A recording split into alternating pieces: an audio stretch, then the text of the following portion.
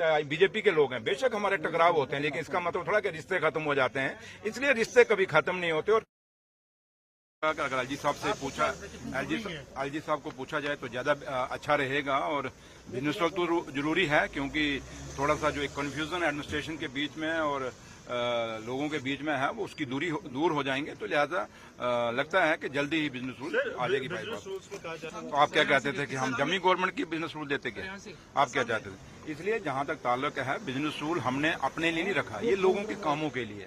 लोगों ने जो मैंडेट हमें दिया है, उस मैंडेट को पूरा करने के लिए सरकार के पास जो पावर होती है, क्योंकि आपने देखा होगा अब असेंबली का क्या हाल है, ये एक सिनेमा थिएटर बना के रख दिया था। आज देखिए माइक की हालत क्या है, चलते ही नहीं है। तो इसलिए ये जम्मू कश्मीर का असेंबली है, और यहाँ पे आपने, और हम नहीं कह रहे, आपने देखा होगा भारतीय जनता पार्टी के ऑनरेबल एमएलए हैं, वो भी ये बात कहते हैं कि जो पावर्स हैं सरकार के पास, क्योंकि सरकार के पास पहले एमएलए के पास होंगी तो ऑटोमेटिक सरकार के पास होंगी। इसलिए पावर ये जरूरी नहीं कि हमें चाहिए, ये पूरी जो लोग भी जीत के आए हैं उनको पावर चाहिए, क्योंकि उनके पास एक मैंडेट है। लोगों का जो काम, जिस मैंडेट के लिए जो मैंडेट लोगों ने दिया है हम लोगों को, वो काम हमने पूरे करने हैं, वो वादे पूरे करने हैं। इसलिए उसके लिए बिजनेस रूल का बहुत जरूरी है। बीजेपी ने डिस्क्रिमिनेशन की बात की परसों, अगर आपने देखा होगा, उन्होंने पवन गुप्ता ने फिगर्स भी दिखाए, उन्होंने कहा कि जम्मू के साथ डिस्क्रिमिनेशन हो रहा है। देखिए, जम्मू के साथ अगर डिस्क्रिमिनेशन की बात करते हैं तो जब पवन गुप्ता जी खुद मिनिस्टर थे और एमओएस फाइनेंस से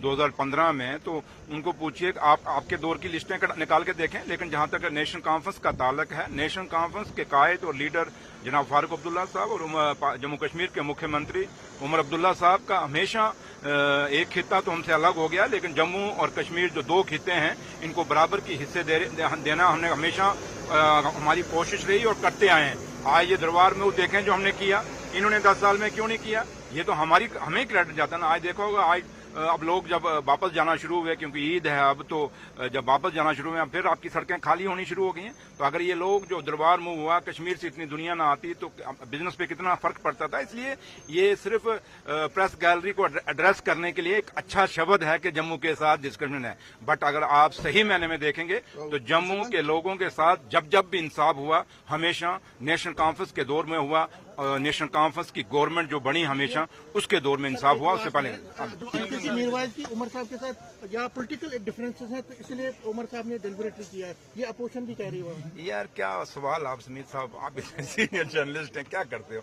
आप चाहते हो कि मैं कोई ऐसा दे दूं आपको तो फिर शाम को चले दे बस, तो वो मिलने वाला मेरे से नहीं है। तो लिहाजा उमर साहब की, और क्योंकि मौलवी उमर साहब और उमर साहब, ये हम सब जम्मू कश्मीर के रहने वाले हैं और हमारे भाईचारे जम्मू कश्मीर की मिसाल रही है। इसलिए जम्मू कश्मीर में हमारे, चाहे बीजेपी के लोग हैं, बेशक हमारे टकराव होते हैं, लेकिन इसका मतलब थोड़ा कि रिश्ते खत्म हो जाते हैं। इसलिए रिश्ते कभी खत्म नहीं होते। और कोई आज तक इतिहास रहा है, जम्मू कश्मीर की कोई भी सरकार रहे हो, किसी भी टारगेट करके किसी को कभी उसके ऊपर कोई ऐसा काम नहीं किया जिससे उसको नुकसान हो।